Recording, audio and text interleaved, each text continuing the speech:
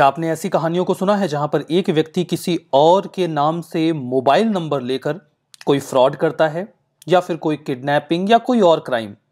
ऐसे में जब जांच पड़ताल की जाती है तो किसी एक ऐसे पर्सन का नाम आ जाता है जिसने एक्चुअली में उस काम के लिए उस नंबर का इस्तेमाल किया ही नहीं था।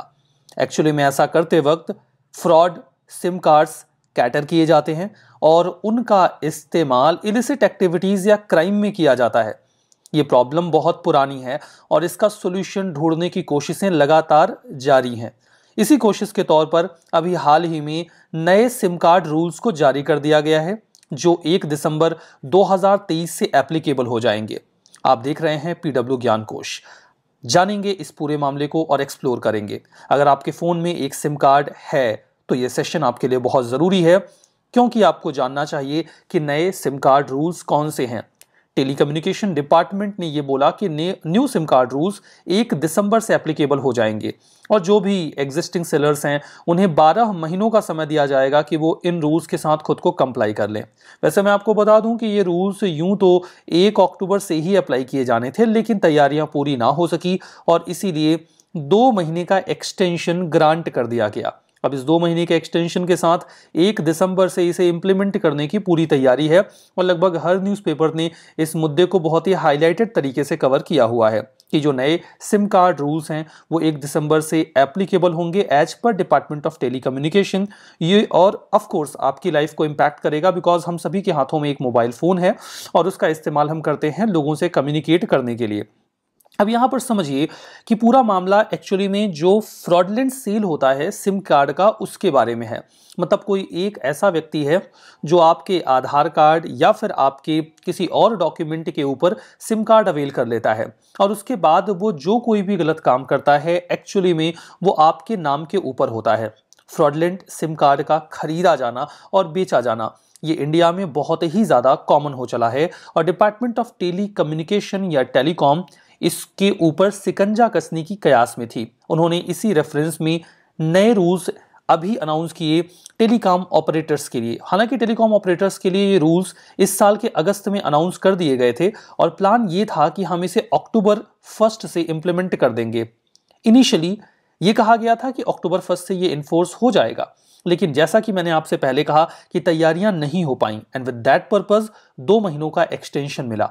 2 महीनों का ये एक्सटेंशन अब खत्म होने वाला है। इसका मतलब साफ है, दिसंबर 1 ये वो डेट होगी जब नए सिम कार्ड रूल्स एप्लीकेबल हो जाएंगे सभी लोगों के लिए, वो जो सिम कार्ड बेचते हैं और वो भी जो इस सिम कार्ड को खरीदते हैं।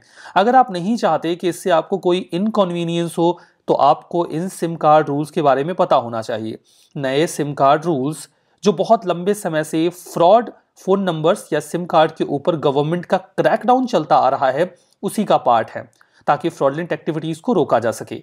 यहां पर जब हम सिम कार्ड्स की बात करते हैं तो यूनियन कम्युनिकेशन मिनिस्टर अश्विनी वैष्णव ने यह कहा कि जो नए रूल्स अनाउंस किए गए हैं उसके पहले लगभग 52 लाख कनेक्शंस जो फ्रॉड तरीके से ऑप्ट किए गए थे उन्हें पहले ही डीएक्टिवेट किया जा चुका है। इसका फंडामेंटल ऑब्जेक्टिव डिजिटल स्कैम को रोकना है।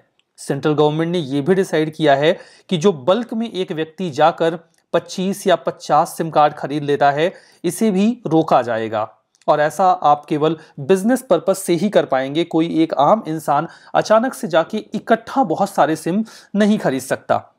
एग्जिस्टिंग सेलर्स को थोड़ा सा इन रजिस्ट्रेशन नॉर्म्स को फॉलो करने में प्रॉब्लम आएगी और सरकार इस बात को समझती भी है और इसीलिए उन्हें 12 महीने का इनफ टाइम दिया गया है कि वो इन रूल्स के साथ खूब इत्मीनान से कंप्लाई कर लें। अगर इन रूल्स के बारे में आप जानना चाहते हो तो मैं तो कहूँगा कि इन नए सिम कार्ड रूल्स में आप 6 बातों को जरूर से जान लीजिए। 6 बातें अगर आपको पता हैं तो फिर आप ये कह सकते हैं कि आपको नए सिम कार्ड रूल्स की जानकारी है और आपको ज़्यादा समस्या नहीं होने वाली है। तो आइए इन पॉइंट्स पर ध्यान देते हैं।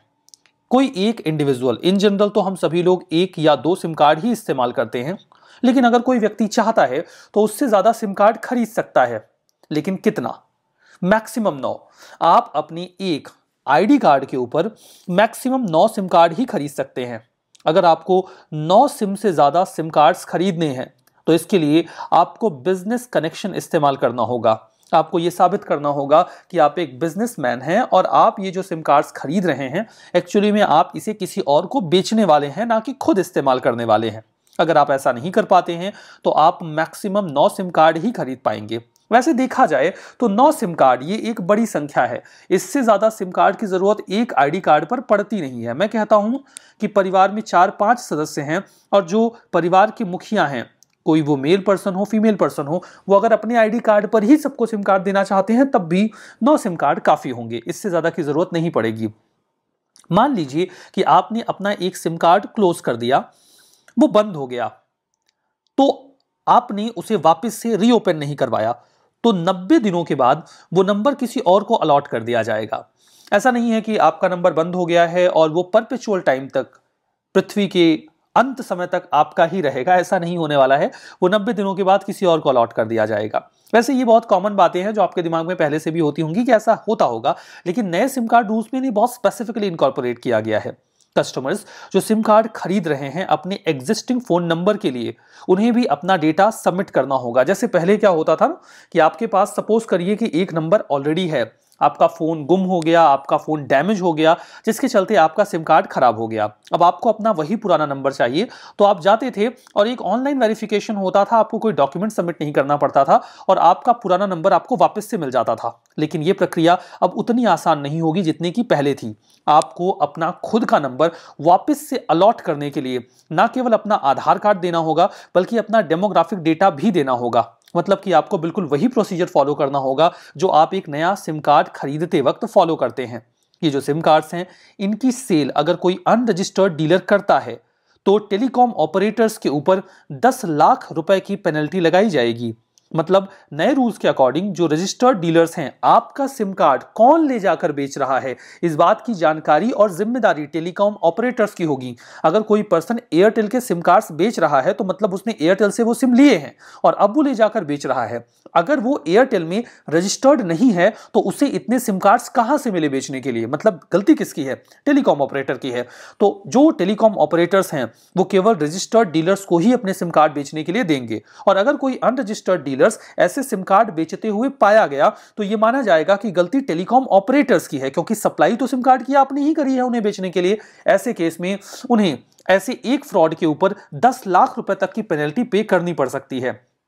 पैरेलली जो एग्जिस्टिंग पॉइंट ऑफ सेल हैं या जो भी ऐसे डीलर्स हैं जो बेच रहे हैं सिम कार्ड को, जो अभी बेच रहे हैं, उन्हें सभी अपने डॉक्यूमेंट्स सबमिट करने होंगे। नवंबर के एंड तक का टाइम उनको दिया गया था। ऐसे कौन से डॉक्यूमेंट्स हैं जो उन्हें सबमिट करने होंगे? उन्हें corporate identity number, limited liability partnership identification number, जिसे आप बिजनेस लाइसेंस भी कह सकते हो, आधार या फिर passport, pan, GST registration certificate, ये सब कुछ देना होगा ताकि वो वेरीफाई किया जा सके कि वो एक रजिस्टर्ड डीलर हैं और वो आराम से सिम कार्ड बेच सके। अगर कोई ऐसा पर्सन है जो प्रेजेंट में सिम कार्ड्स बेच रहा है लेकिन उसके पास ये document CIN, LLPIN, incorporation certificate, pan, GST certificate वगैरह नहीं है, तो चिंता की बात नहीं है। ऐसा नहीं कि आपकी दुकान सरकार बंद करवाने वाली है। रेदर आपको एक एफिडेविट देना होगा कि आपके पास ये डॉक्यूमेंट्स अभी नहीं है, लेकिन आप इसे जल्दी ही अवेल कर लेंगे, और जैसे ही आप इसे अवेल करें आपको उसे सबमिट कर देना होगा। यानी कि आप एक एफिडेविट देने के बाद 12 महीनों का एक समय ले सकते हैं और उस 12 महीने में आप अपनी ये सारे डॉक्यूमेंट्स रेडी करवाइए और इसे जमा कर दीजिए। अगर आप ऐसा नहीं कर पाए तो फिर आप अपने सिम कार्ड्स नहीं बेच पाएंगे और उसके बाद निश्चित तौर पर आपको अपनी दुकान बंद करनी होगी और बोरिया बिस्तर समेटना होगा। यानी कि जो नए सिम कार्ड रूल्स हैं उसमें काफी प्रिकॉशन बरता गया है कि सिम कार्ड्स की जो सेल है और जो बाइंग है, खरीद है, वो फेयर हो और उसमें फ्रॉड की पॉसिबिलिटी कम से कम हो।